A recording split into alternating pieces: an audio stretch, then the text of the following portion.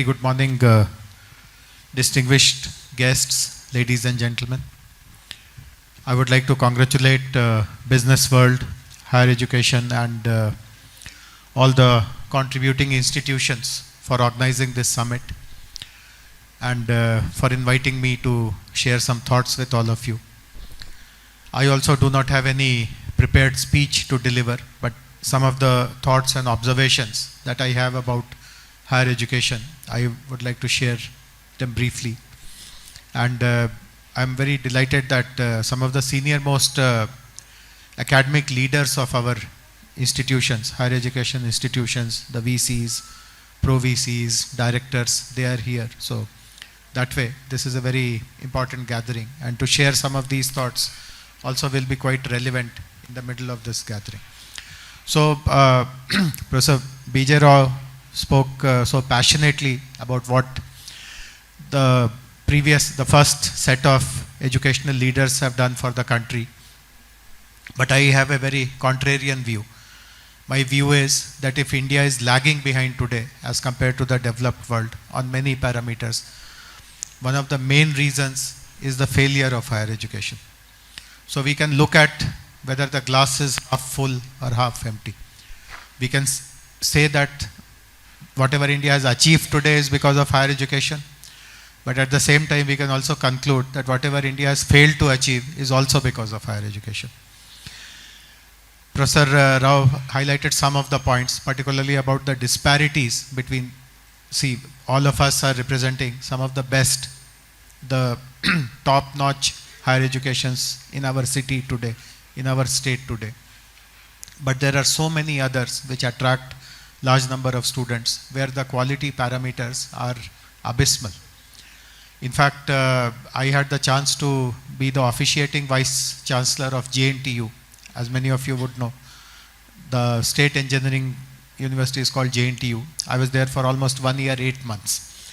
And as a part of my responsibility, I used to interact with colleges which are affiliated to JNTU.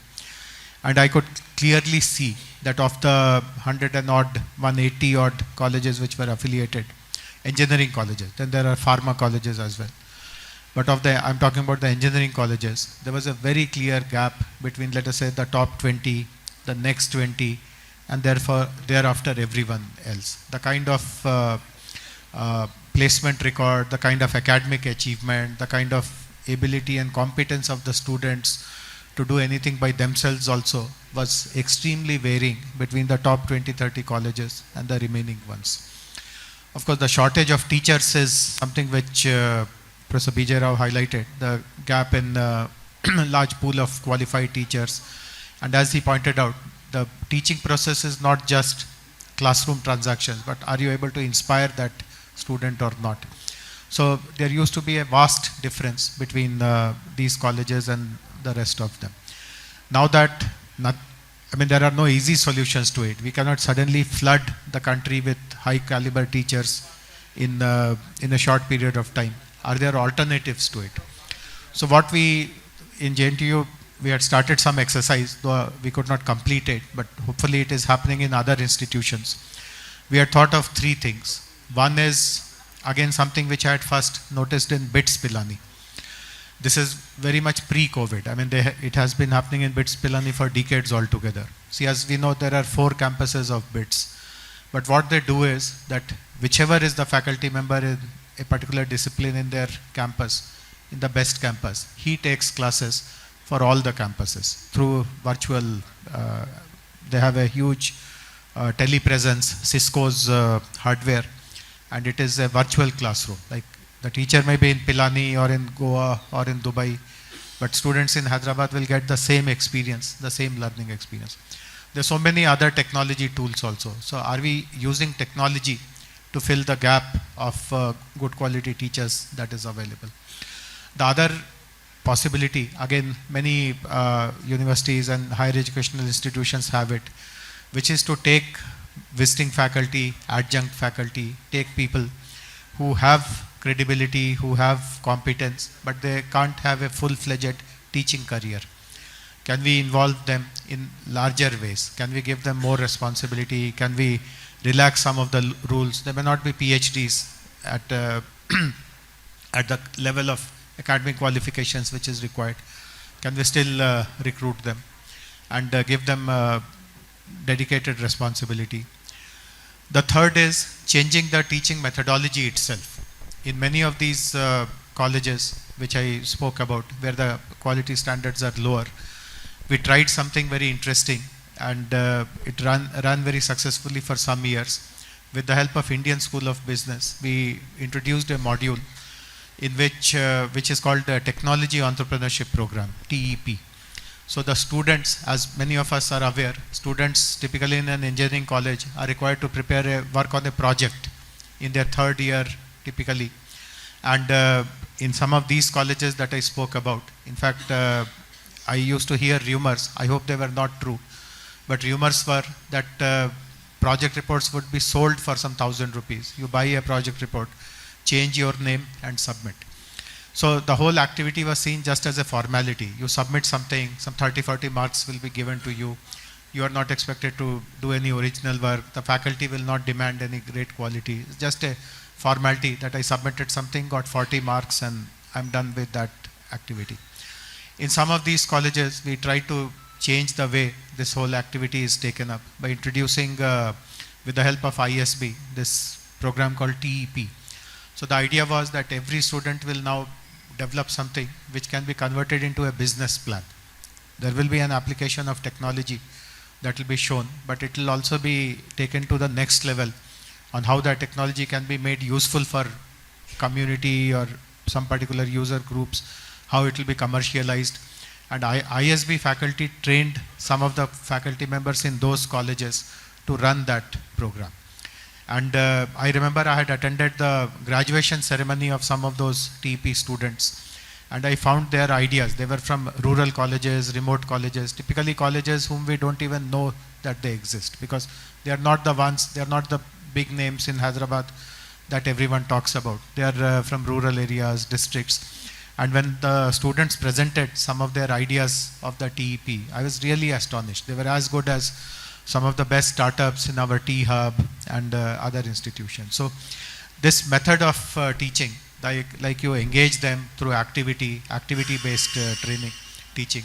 My daughter currently is in a higher educational institution. She is studying in Ashoka University in Sonipat.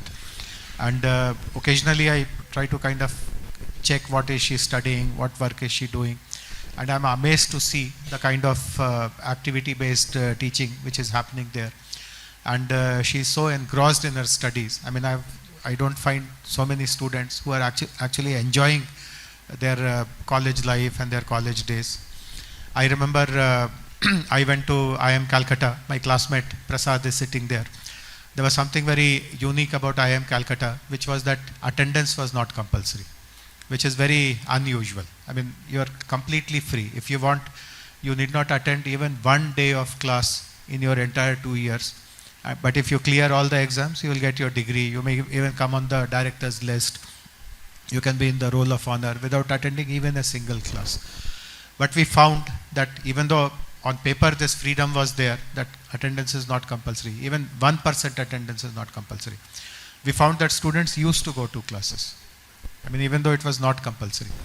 Of course, in the second year when I decided to prepare for the IAS exams, I benefited from this facility, and I would miss classes, I would sleep in the day, prepare for the IAS in the night, and so on and so forth. But in general, no one missed class because the teaching was so engrossing, and people realized that there is a value of every subject which is being taught. Because when you join the world of a management professional after you complete your MBA program, you will be expected to perform right from day one. So there is no kind of learning time or landing time. You are expected to show results.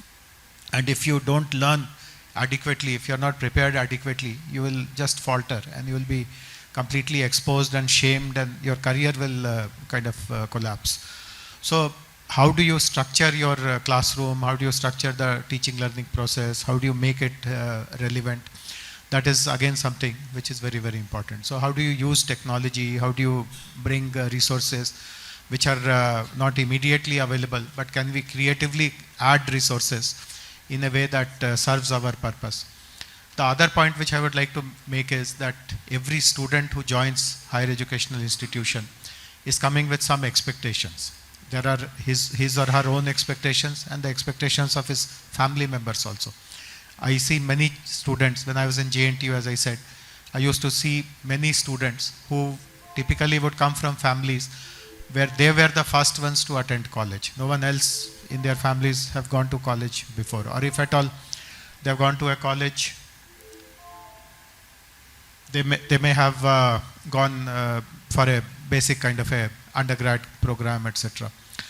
So there are lots of family expectations also, and is there any way in which we respond to their expectations in a more focused way?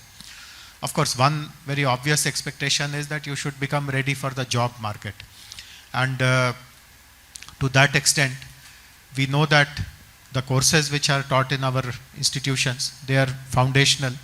Job skills are little bit more than that, but are we able to provide guidance? And job skills are something which are extremely individual focused. In a classroom teaching, I teach to everyone. There are, let us say, 50 students. I give a lecture which is aimed at all 50 students. But when it comes to job preparedness, my skill gaps will be very different from someone else's gap. I may require more coaching in language. I may require more coaching in presentation. Someone else may require some other kind of activity. So can we attach that component as a very important component of our classroom education? The other opportunity these days, which is coming in large numbers, is that of entrepreneurship.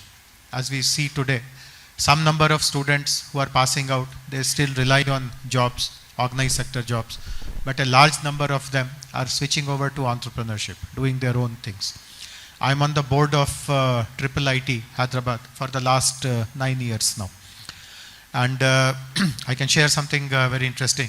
So the Triple IT director, I see that he is in one of the panels, but I don't see him right now. So in the board meetings, normally during December, January, when the board meeting happens, he gives placement data. How many students got placed, what was the highest salary, what is the average salary, what is the overseas placement, and these numbers are very impressive. Year after year they are improving, because as we all know, Triple IT is one of the most premier educational institutions here. But invariably in all these presentations, I have asked one question, and the question which I put is that how many students have opted out of placement? Despite getting the best, the Googles and Amazons and the Microsofts of the world, how many students chose not to participate in the placement process? So he shares that data. And if you disaggregate that data, who are those students who are not taking part in placement? You will see 4 categories. One category are students who are going to the US for higher studies. As you know, Triple IT sends lots of students, and many other colleges also. So that trend continues. Some are students who want to appear in government exams like civil services, etc., etc. That number is small, but that number is also steady. There are some number of students who are making a shift.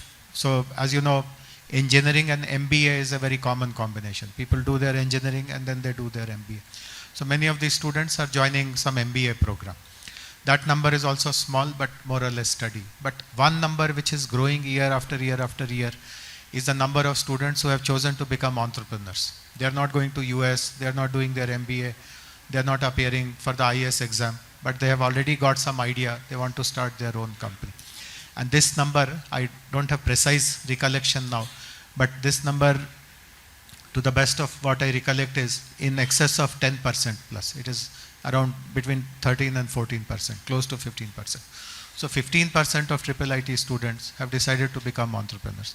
And I'm very sure that this number, this phenomenon rather, will come to every institution in our country. Whether you are teaching sciences, humanities, commerce, pharmacy, law, engineering, of course, people will look up to becoming entrepreneurs. But how are we preparing students to become entrepreneurs? We hardly have any kind of program. There are some colleges, some institutions which have some kind of an entrepreneurship cell or innovation cell, but those are also run in a kind of a way which is not really providing very in-depth kind of understanding of entrepreneurship. And again, entrepreneurship is a topic which cannot be taught through lectures. Like you cannot read the definition of entrepreneurship and tell person that this is how you define entrepreneurship. The best way to teach entrepreneurship is by an entrepreneur himself, who has possibly succeeded, possibly not succeeded, but whatever journey he has had, that lesson is the best way to understand entrepreneurship, and then through small projects, etc. So do we have people who have this caliber or this experience or this expertise to train students about entrepreneurship? It is not to say that everyone will become entrepreneur, but at least the seeds of entrepreneurship, if they can be sown at that stage in the life of the student, those who wish to become, they will get that added advantage. As all of us know, we have institutions like the T Hub here, to which brilliant people come. Some of the poster boys of the startup world, they come here to visit, to see, to interact, and I have talked to many of them, and many of them mention that in their college days, if they had a facility like this, their struggle period would have come down drastically. Even though they are very successful today, but they also went through a period of difficulty, struggle, effort, and they told that had someone, many of them are students of IITs and all, and they told that even in IITs, no one was there to teach them about entrepreneurship or guide them about innovation, etc. So these are some of the need of the hour. These are the trends towards which the entire world is moving. And the faster we do it in India, as Professor Bijay pointed out, the better it will be for our country, our growth aspirations, our society. And in thereafter, we will all take pride in mentioning that the higher educational institutions of our country really performed so well that India is a superpower today in every aspect. So I wish the rest of the conference all the best. Unfortunately, I may have to leave because of the swearing in ceremony of the new Chief Minister, but I look forward to staying connected with all of you. Thank you very much.